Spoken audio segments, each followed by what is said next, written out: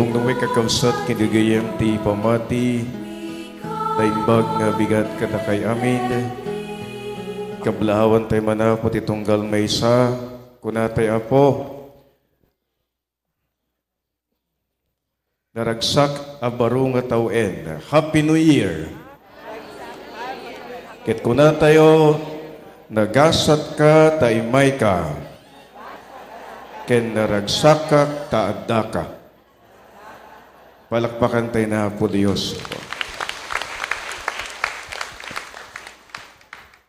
Daytoy ti umuna ang misa tayo iti baro nga tawen 2025. Daytoy met iti rambak tayo iti festa di Apo Santa Maria kas inay ti Dios. Ken itamit na lang aldaw daytoy met iti sangalubungan nga panagkararag iti kapya. The first day of the year is the solemnity of the motherhood of Mary. And the first day of the year is the World Day Prayer for Peace. Kunati garuda po, umuna nga misa titawen. A holy mass with full of insights and emotions. Kunatay garod, panangpasangbay ti baro nga tawen, ken panagpakada iti daan nga tawen. Nagpintas apo, gapuanan takuna tayo ti baro nga tawen, ket maddaan tayo iti baro, something that is new. Maganda pong tanungin sa ating mga sarili, ano bang may bago? Ano bang merong bago tayo ngayong araw ng bagong taon? What do you have as new that you consider? Babalin siguro po kada kayo ito usually we have to wear something new on first day of the year. New dress perhaps. Barong arwaten. Amen. Or something that we would like to try on the first day of the new year. But generally, what is new with everyone is that God has given us new mindset. God has given us new understanding. God has given us new perspective. And God has given us new opportunity to start. Bagong taon, bagong kamalayan. Bagong taon, bagong buhay. Bagong taon, bagong pag-asa kasama ang Diyos. Palakpan po natin ang Panginoon.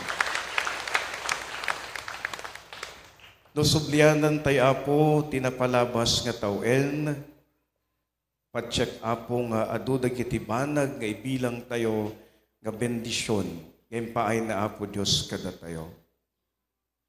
Dagiti na ibasa tatta apo ket kunatay apo panakailanad iti bendisyon na apo Diyos kada tayo.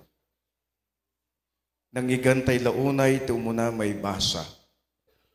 Nga daytoy iti namnama ken karina apo Diyos kada tayo. Daytoy met iti kunatay apo the blessing that we should always keep in our heart and mind. Bendisyonan na kayo kumati apo, aywanan na kayo, kasyan na kayo kumati apo, ket paraburan na kayo. Sikikita kumakada kayo ti apo, ket ikan na kayo ti talna. Anihan nga kunatay apo, daytoy nga barong nga tawen, daytoy itinamnama tayo. Katungpalen ti Diyos kada tayo. Kapuanan ti Diyos adalata kada tayo. Kaya nagpintas man kapuanan ta, intay epeksa, babaen iti kanta ti panagyaman ken panagdawat. A song of thanksgiving and a song of asking for a continued intervention of God's providence to us. Ako natin garod, kaasyan na kami o Diyos, bendisyonan na kami. Kaasyan na kami o Diyos, ken bendisyonan na kami. Kakabsat, amo tayo, nga ipanawin ang napalabas, ket talyawin tayo ang natuan panagyaman, ken bigbigin tayo, nga ti Diyos ket managparabor, ken managayat, ken manangaasi kada tayo. Kung natin garudan ket, we already turned around and turned our back, and we have to look forward. Dagiti napasamak iti napalabas nga tawen, dagitoy kit adal kada tayo.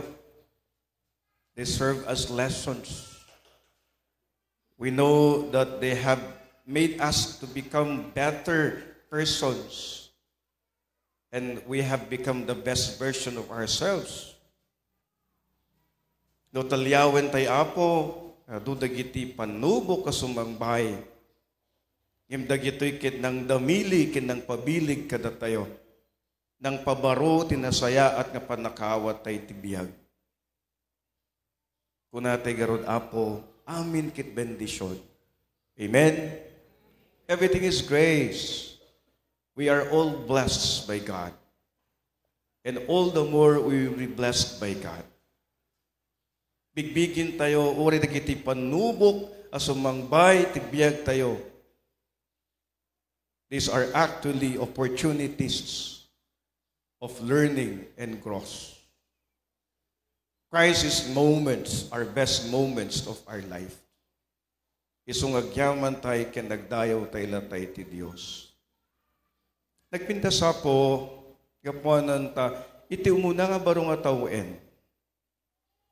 Kiti palpalagip na po Diyos kada tayo, right from the very first day of the new year, we will be blessed by God.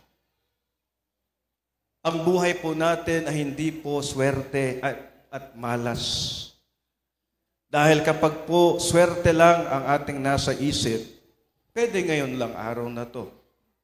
Kinabukasan, sabihin mo, hindi na ako swerte. Pero pinapalala sa atin ng Diyos na hindi ito hinggil sa pagiging swerte at kamalasan. Bagkus, ang buhay po natin, kasama natin ng Diyos, araw-araw, ito'y pagpapala at bendisyon ng Diyos. Amen? Siguro dapo kung kuna tayo, dagiti nagpapaputok di rabii. Sabi ko maaputahan kayo na kurkurangan. Dagiti apo kung kuna tayo, dagiti nagpatpataray, ti uray lang ang nakaparpartak, nakaringringgor. Sabi ko maaputahan kayo nga nagsumemplang. Amen. Kenda dumapay. Kung natin garoda po, we have personal ritual last night. But I think the most important ritual as we have welcomed the new year is finding ourselves together as one family, praying fervently to God, thanking Him for the year of 2024, and thanking and trusting Him the new year 2025. So garuda po ko na tayo na pumuan bendisyon, kin pagpapala ang bagong taon, kasama natin ng Diyos. Itagaruda po kat talong nga banag, na alam po natin na simula po ng bagong taon ay puno ng pagpapala at biyaya sa atin. Una, dahito kat nalukatanan titawin ti jubileo. Tawon nga napunguan raggrasya kinamnama. Dahito kat rambak nga idanon kadatayo ti panang pabaro, panagbabawi, ken panagbalbaliw. every day of this new year and every day of this Jubilee year is an invitation for us to change. It's an invitation for us to transform. It's an invitation for us to turn away from sin. Iti iti nga tawen, iti grasya, ited na po Diyos kada tayo. No intay, itultuloy, asungbatan, iti awis, ti panang pabaro, panagpabawi, ken panagbalbaliw. Iyawis garot ti Diyos kada tayo, tasapay kuma, tatinamnama tayo, ket si bibiyag nga makita ti garaw, ken panagbiag tayo. Ti sagot tinamnama ti Diyos ti daytoy tawen ti yubileo. Ibagbaga na kada tayo, nga hantay lang mangnamnama, hindi lang po tayo umaasa sa Diyos. Hindi lang po tayo nagtitiwala sa Diyos, kundi nagtitiwala at umaasa tayo sa Diyos na meron tayong ginagawa. Mangnamnama ka, ngem kadwaam buyugam ti tarigagay ken aramid ken panagbiag mo. Umaasa ka na may ginagawa. Ito yung sinasabi ng ating Panginoon. Tutulungan niya tayo kung tutulungan mo rin ang iyong sarili. Hindi lang po aasa ka, hihintayin mo na lang ang biyaya. Kundi, gumalaw, maging masipag, at higit sa lahat, isabuhay mo ang iyong panalangin at pagtitiwala sa Diyos. Amen? Kung natin garuda po, dagiti ritual tayo tibiyag. Awan ser-serbi na da ito no hantay ng aggunay, ken tulungan tibagi. Nasa Diyos ang awa, nasa tao ang gawa. Amen. Sapay kung magaruda po, kaagbanag, dagiti ritual tayo, ti panagpasangbay, ti baro nga tawen, babaen ti panagaggagat tayo, ken panagsingsingpet tayo. Kung natin garuda po, agbanag, no aggaggaget tayo, ken agsingsingpet tayo. May kadwa, iday ito'y nga tawen ti yubileo, tinamnama in sagutan na tayo ti Diyos, ti kadwa, ti panagdalyasat tayo, awan sa bali ni Apo Santa Maria, ti ina tinamnama, ti ina na Apo Jesus, ken inatay met. Amin. Nagpintas Apo ti Banghelyo, kapwanan ta, may palpalagip kada tayo. Nga ni Maria, isu ti pagwadan, ken mangidalan kada tayo, itibiyag nga napuan namnama.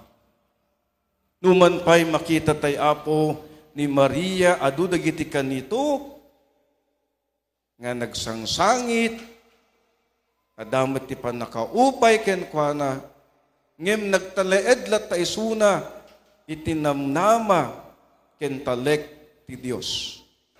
Ket sape kung magarod paidalan tay ken kuana, babenti pamatulad na, kas ina anapuan pamati ken namnama. May katlo ken maudi.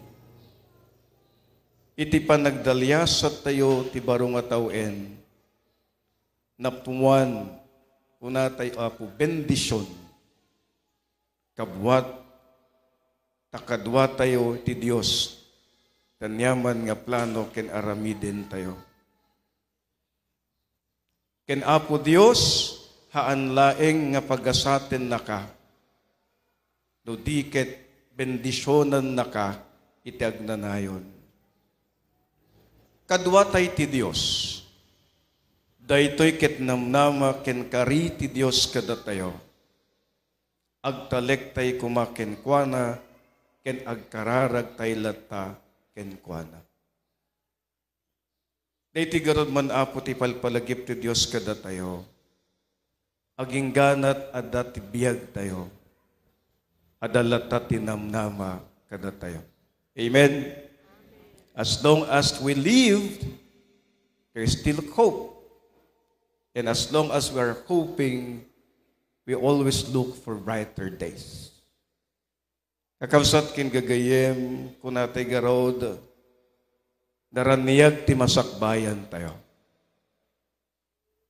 Ammo tayo, nga tungpalin na apo Diyos, dagiti kararag tayo.